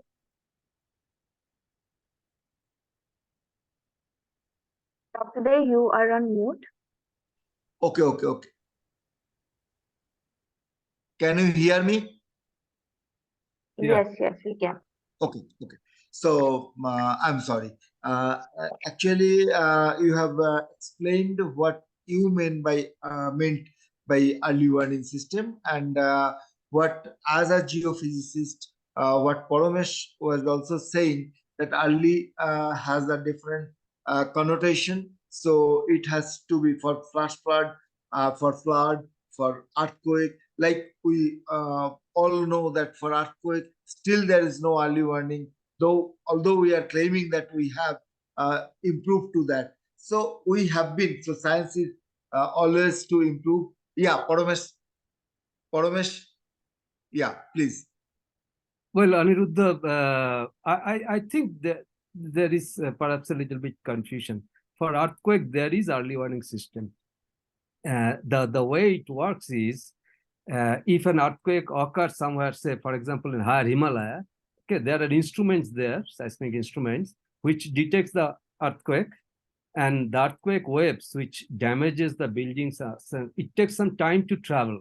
Okay, now you send that information by radio waves, which is much faster than seismic wave, downstream, and there you gain a few seconds or sometimes a minute of time to get prepared. So these earthquake early warning systems are being used in California and Japan. So they stop the bullet train or factories, all these type of things. It is not very much useful for public, but still it is in schools, so the children can come out quickly.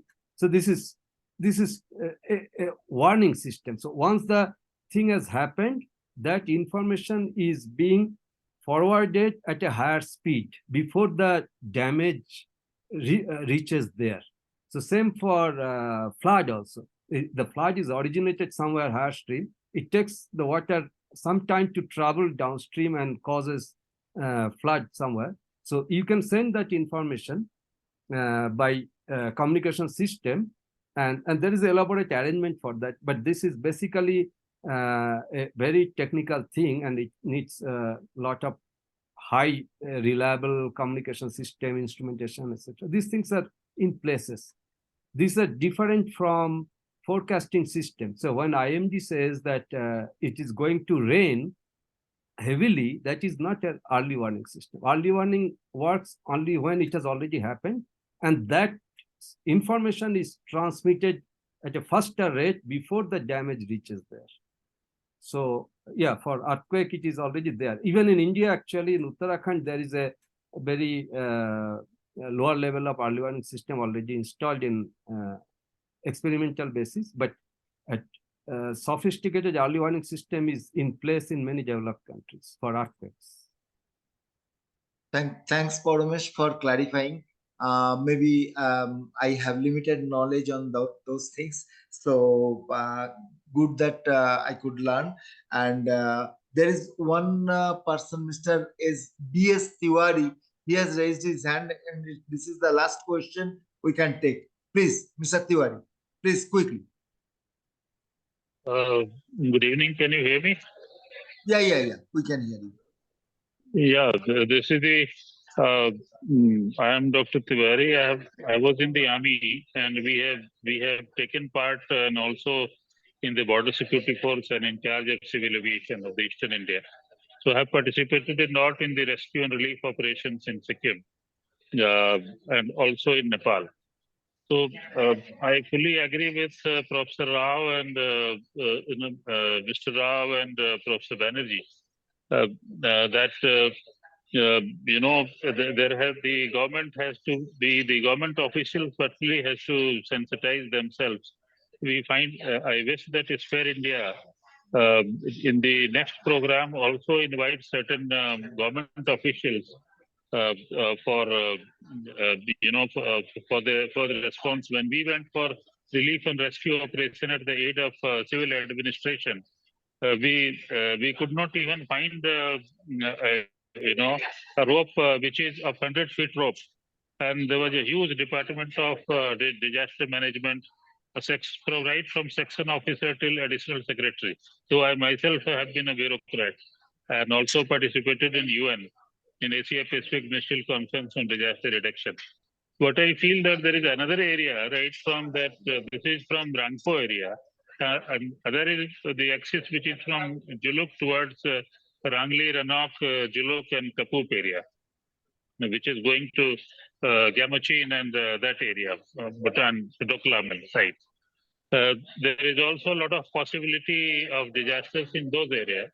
And I wish that Sikkim Disaster Management Authority and also the NDAB and other people have more people, those who are in academics as well as of the domain knowledge, to to have a better coordination between academic research and things on the ground. Thank you. Thank you, sir, for Dr. Tiwari for raising a very pertinent issue, and we really and I believe that my colleagues from Sphere India, they have actually acknowledged, and they will plan in future if they can incorporate some of the government officials in the dialogues. So, and it is a regular process. That's not an issue. So now I am requesting Ms. Hana from Sphere India to give vote of thanks to all the participants, to all the guest speakers. Yeah, Hana. Yeah, thank you so much, Dr. Anuradha, for moderating the session. Since we are like 3 minutes late on time, I will do my responsibility quite quickly. So I would like to extend my heartfelt gratitude to all the distinguished speakers for sharing valuable insights today. Your contributions have been truly enlightening. It was enlightening to hear that speakers emphasized on history, especially one speaker mentioned about the 1968 flood and how it itself was a warning, and analyzing the growth of river can give us an understanding that if a cloud burst or a continuous rainfall, heavy rainfall, could trigger more disasters like this. Moreover, another speaker reminded that I hope I'm getting the numbers right, but around 200 such lakes in Himalayas and even in Sikkim, which is in similar situations, that underscores the urgency of swift policy actions we have to take to prevent disasters. And also another speaker highlighted about preparing a go back for disasters, which could significantly reduce the impact post disaster. And it is a very good key point that we could take up future for providing awareness on this, even in the grassroots level. And also there was discussion about early warning system that form in the development stage. So in conclusion, the insights shared by the experts today have been given, like it was a wealth of knowledge to work with, to contemplate and implement or advocate for within our respective capacities of participants who have joined today. So once again, I'd like to express my deepest thanks to esteemed speakers, Subrata sir, Praful sir, Pramesh sir, Sarabjit sir, Tawhidul sir, and also Suljo from Sphere. I would like to offer my special appreciation to Dr. Anuradha for initiating the session and majorly contributing to organizing this session. Sir, your expertise and dedication, important courses like this is greatly appreciated. And once again, I would like to thank all the speakers and especially the participants who have joined for the session and I really hope that more collaborations and effective policies come out of the session. Thank you all once again for your time, and we look forward for more renewed commitment with this preparedness. Thank you so much. So after the vote of thanks, nothing can be said. Only Mr. Praful Rao has said that we are lucky. This time casualties were far less than expected. So I hope that this thing will be the trend and there will be less casualties because we are talking about DRR, disaster risk reduction, loss of life, loss of livelihood, loss of assets, everything. So it will be less, it will be as minimum as possible. That is our expectation. And with that, we would like to end this. Thank you so much. Thank you, everyone.